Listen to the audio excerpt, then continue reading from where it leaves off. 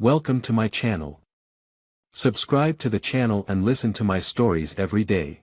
It started like any other morning, alarm clocks blaring, the smell of freshly brewed coffee wafting from the kitchen, and the frantic rush to get the kids ready for school. Claire was a whirlwind of efficiency, dressed impeccably in her usual business casual attire, her suitcase already neatly packed by the door. I watched her as I poured cereal for Jake, our youngest, who was arguing with Emma over who got the last of the milk. Claire was glowing, a radiance I hadn't seen in months. "Excited for this one?" I asked, my voice casual but probing. She flashed me a quick smile, her cheeks slightly flushed. "It's a big one," she replied, brushing her hair over her shoulder. "The client's expecting a lot, and the team is relying on me to deliver." Her words came quickly, rehearsed, almost too perfect. I nodded, sipping my coffee. "Where is it again?" She paused, pretending to shuffle through her phone. "A boutique hotel near Charlottesville," she said. "Lots of meetings, so don't expect me to be reachable all the time." Something about the way she avoided my eyes set off a tiny alarm in my head. It wasn't the first time I'd noticed her acting strangely, but I brushed it aside. Claire had always been a force of nature, ambitious, driven, and confident. I had no reason to doubt her. Or so I thought. The kids and I waved her off as she backed out of the driveway. "Be good for your dad," she called out, blowing kisses. I caught Jake mimicking her, rolling his eyes dramatically, which made Emma burst into giggles. I smiled despite myself, but the nagging feeling in my gut lingered as I closed the door. The day went on as usual, work deadlines, school pickups, dinner. By evening, I was too exhausted to dwell on my earlier unease. But as I lay in bed scrolling through my phone, I came across our joint bank account's recent activity. A curious charge stood out, a prepayment to a boutique hotel under her name. That wasn't unusual for Claire's work trips, but it had been processed 2 days prior. She always booked through her office, and expenses were rarely paid out of pocket. I told myself I was being paranoid. After all, Claire was meticulous about her job. Maybe the charge was part of a new policy. But when I checked our phone bill, something I hadn't done in months, my heart skipped a beat. There it was, a Virginia area code. A number she'd called and texted frequently, late at night, long after we'd said goodnight. The logical part of me screamed to stop. Claire was my wife, the mother of our children. I couldn't start doubting her over a phone number. But the seed of suspicion had been planted, and it grew with every unanswered question. The following morning, I decided to investigate further. I remembered the number from the bill and entered it into a reverse lookup tool online. The name that popped up, Ethan, meant nothing to me, but it carried a weight I couldn't ignore. My palms grew clammy as I stared at the screen. Who was this Ethan, and why was Claire talking to him so much? I tried to shake it off, reminding myself of all the years we'd spent together. Claire was loyal, loving, and devoted, or so I'd always believed. But the idea of betrayal kept tugging at the edges of my thoughts, refusing to let go. By Saturday afternoon, my curiosity got the better of me. I downloaded a GPS tracking app onto her tablet, syncing it to her phone without her knowledge. It felt wrong, invasive, and shameful, but my need for answers outweighed my guilt. Hours later, as the kids were watching a movie and I pretended to fold laundry, the tracker pinged. Claire wasn't at a conference center or meeting room. She was at a high-end boutique hotel 3 hours away, nestled in the picturesque countryside. A quick Google search confirmed it catered to couples, with its luxurious suites and romantic packages. My stomach churned. I spent the rest of the evening trying to distract myself. I helped Emma with her homework and played video games with Jake, but the images of Claire with someone else haunted me. Every laugh, every innocent moment with my children felt like a betrayal, not of them, but of myself, for not protecting our family from whatever was happening. Sunday morning came with a cold clarity. Claire would be home that evening, and I needed to decide what to do. Confronting her outright felt premature. I didn't have hard evidence, only suspicions. And what if I was wrong? What if my doubts were just paranoia manifesting into something darker? I resolved to play the long game, to gather undeniable proof before I made my move. But as the hours ticked by and the kids asked when Mommy would be home, my resolve wavered.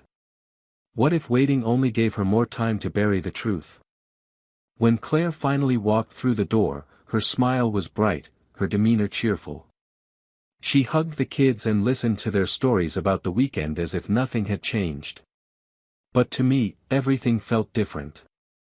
I could see it in the way she avoided my gaze, the way she laughed too easily, the faint whiff of cologne that wasn't hers. As she kissed me goodnight and climbed into bed, I lay awake, staring at the ceiling. Something was broken between us, something I couldn't ignore. I didn't know what my next move would be, but one thing was certain, I wouldn't stop until I uncovered the truth. Monday morning arrived, bringing with it the weight of unanswered questions.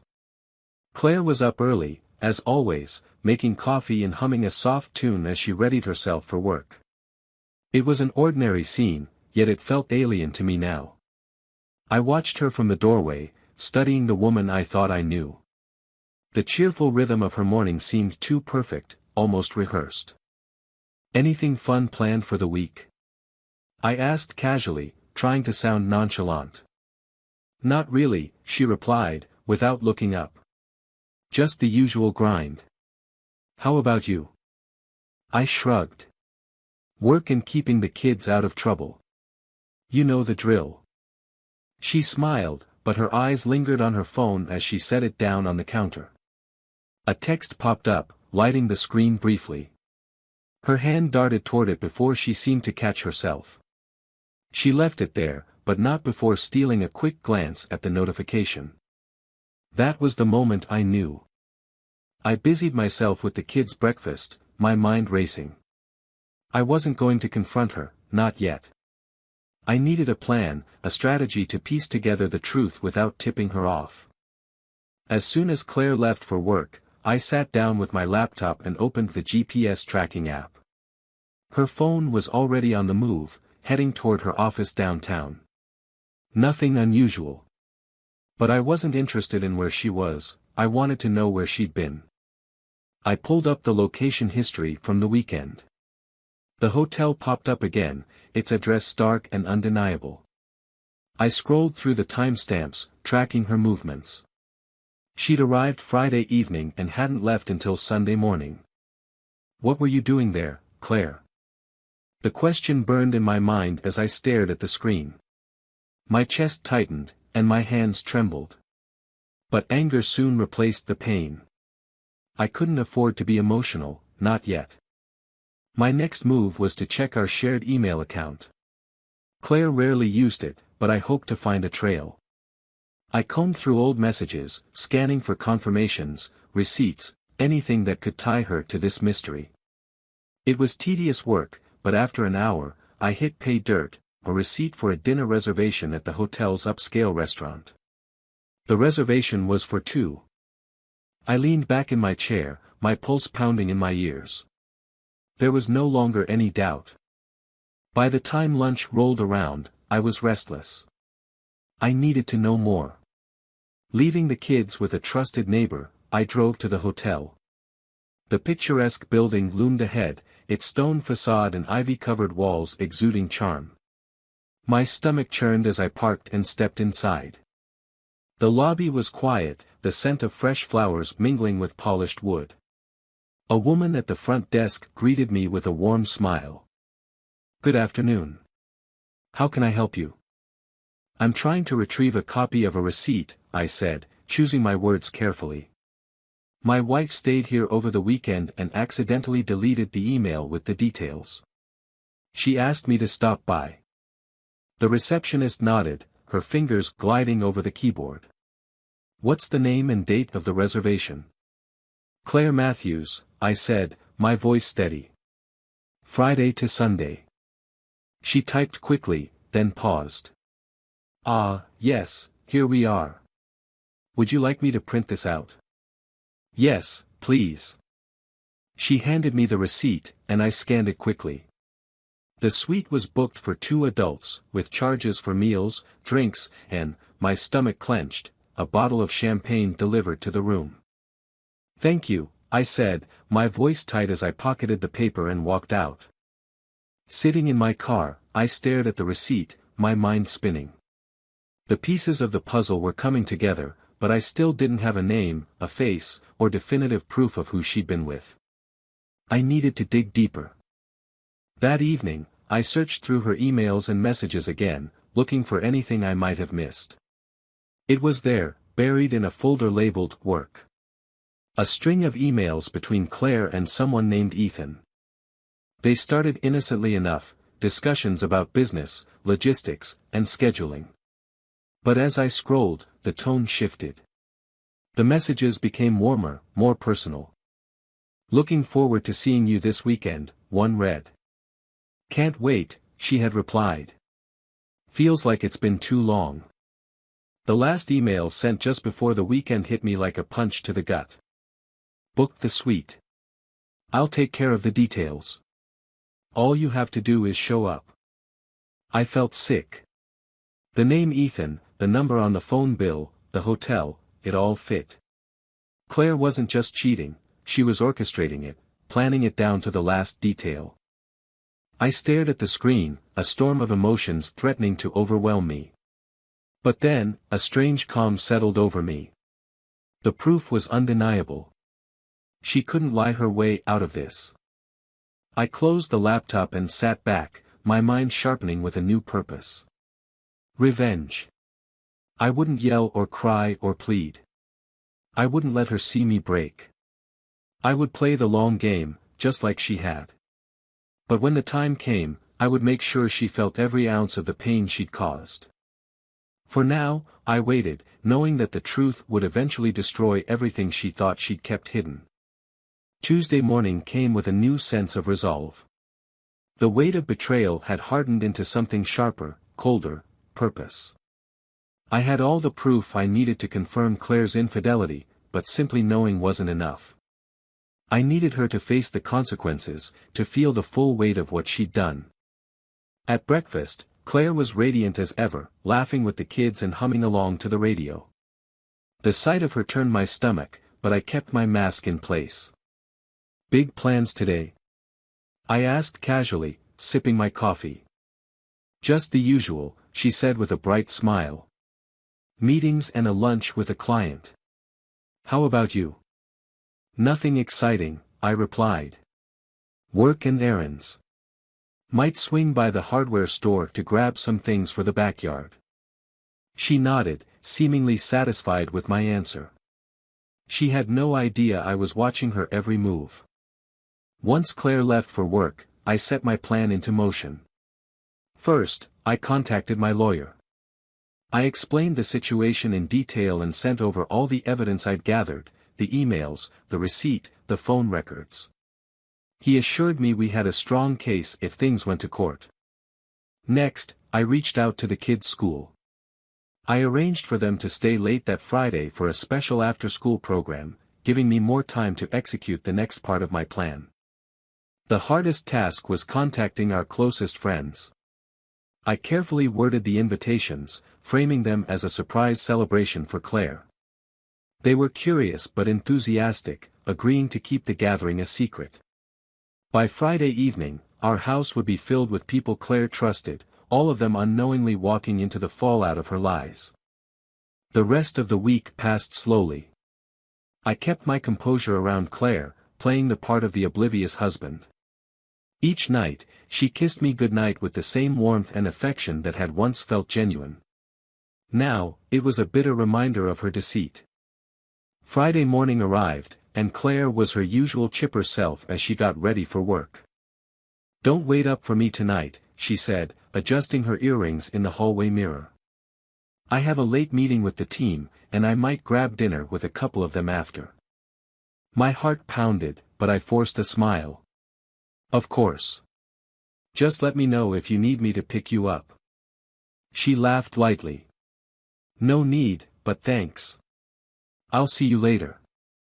I watched her leave, the sound of her heels clicking against the floor echoing in my ears.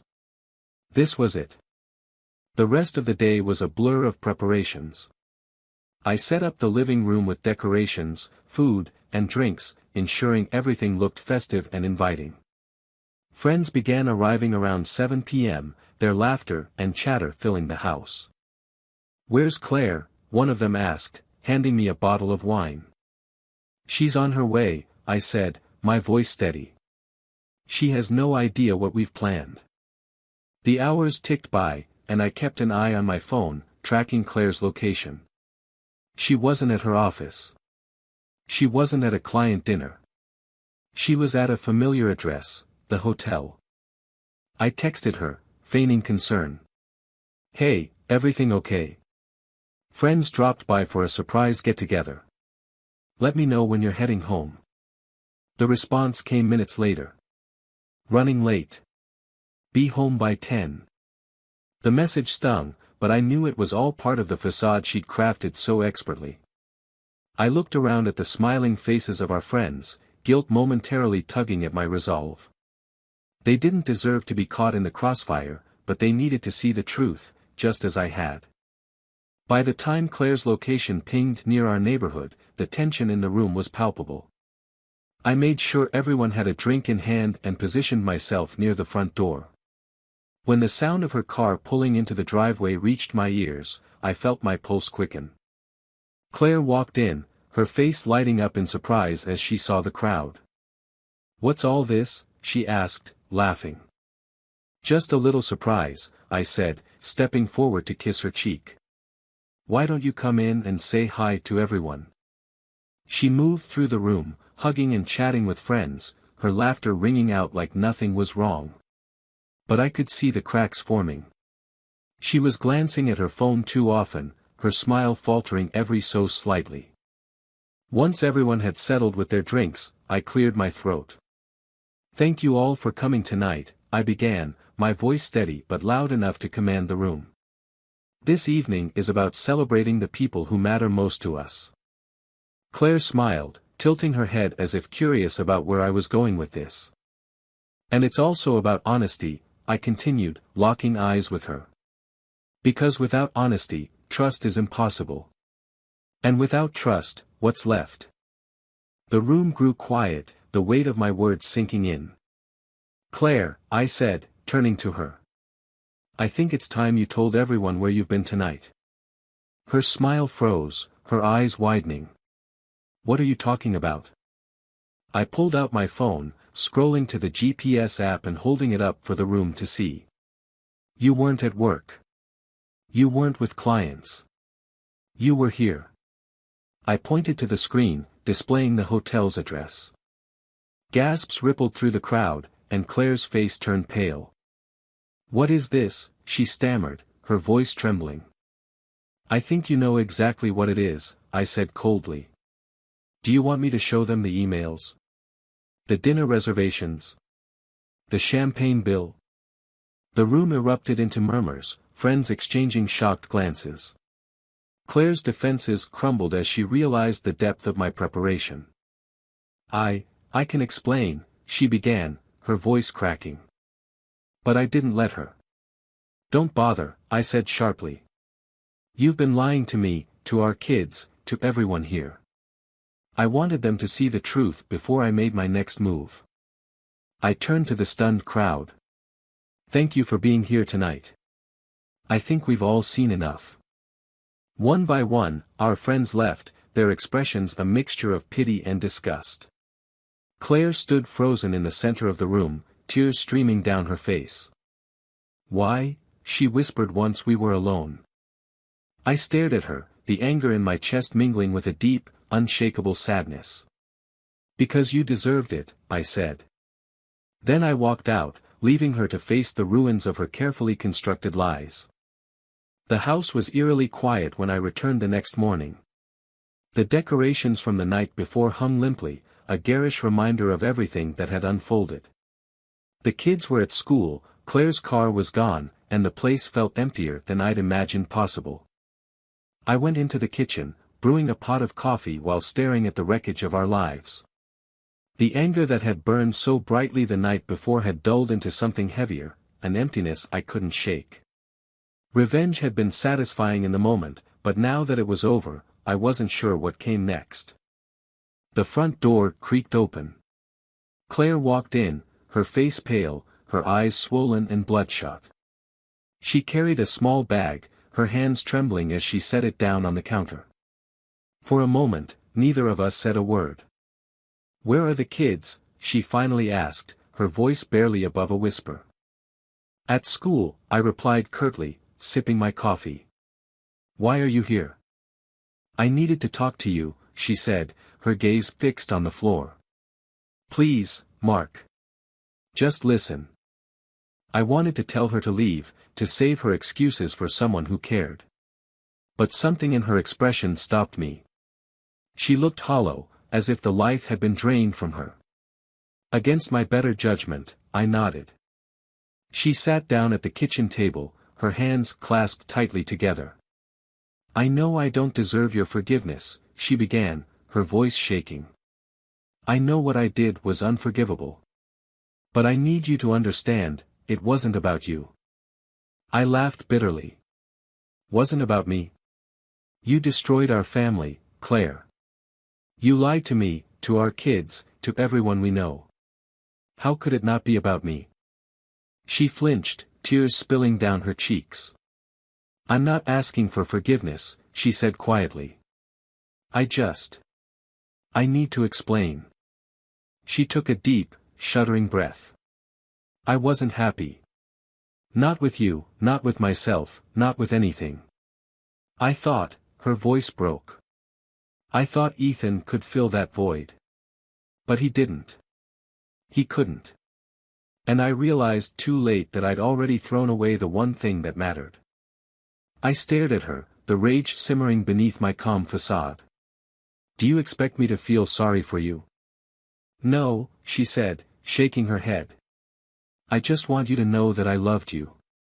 I still do." Her words hit me like a punch to the gut. I wanted to scream at her, to tell her that love didn't look like betrayal. But the exhaustion in her voice, the way her hands trembled as she wiped her tears, stopped me. For the first time, I saw her not as the villain of my story, but as someone utterly broken. "I've lost everything," she whispered. "You, the kids, my friends. I don't know how to fix it." "You can't," I said flatly, standing up. "You made your choice, Claire. Now you have to live with it." I walked out of the room, leaving her alone at the table. The weight of the conversation pressed down on me as I headed upstairs to my office. I didn't want to hear any more, didn't want to see her unravel any further. Hours passed. I busied myself with paperwork, emails, anything to keep my mind occupied. It wasn't until the afternoon that I realized how quiet the house had become. I walked downstairs, expecting to find Claire gone, her bag taken with her. But the kitchen was empty, her bag still sitting on the counter. "Claire." I called out, my voice echoing through the house. No answer. A chill ran down my spine as I moved through the house, checking each room. I finally found her in the garage, sitting in the driver's seat of her car. The engine was off, but the windows were closed, and a faint, acrid smell lingered in the air. Panic surged through me as I yanked open the door. "Claire!" I shouted, shaking her. Her body was limp, her skin pale. On the passenger seat lay a note, scrawled hastily in her handwriting. "Mark. I'm sorry for everything. I know I can never undo the damage I've done, but I hope this will at least bring you peace. Please take care of the kids. They deserve better than me." My hands trembled as I called 911, shouting into the phone as I pulled her from the car. The paramedics arrived within minutes, but it felt like an eternity. I stood in the driveway, watching as they worked to revive her. One of them approached me, his face grim. "We're taking her to the hospital," he said. "You should follow us." I drove behind the ambulance, my heart pounding. Memories of Claire flashed through my mind, our wedding day, the birth of our children, the years we'd built together. I wanted to hate her, but in that moment, all I felt was fear. Hours later, the doctor emerged from the operating room. His expression told me everything before he even spoke. "I'm sorry," he said. "We did everything we could." The air left my lungs as I sank into the chair. The weight of her death crushed me, the finality of it unbearable. I had wanted revenge, but not this. Not this emptiness, this unbearable loss. The weeks that followed were a blur. I told the kids their mother had passed away in her sleep, sparing them the truth. They grieved, clinging to me as I tried to hold us together. At night, when the house was silent, I would sit alone in the kitchen, staring at the seat where she had last sat, her voice trembling as she tried to explain. Revenge had seemed so sweet in the planning, but in the end, it left nothing but ashes. I had wanted her to hurt, to suffer the way I had. Instead, I was left with the unbearable knowledge that I had pushed her too far, that my need for retribution had played a part in her breaking. And now, I was the one left to pick up the pieces. Alone.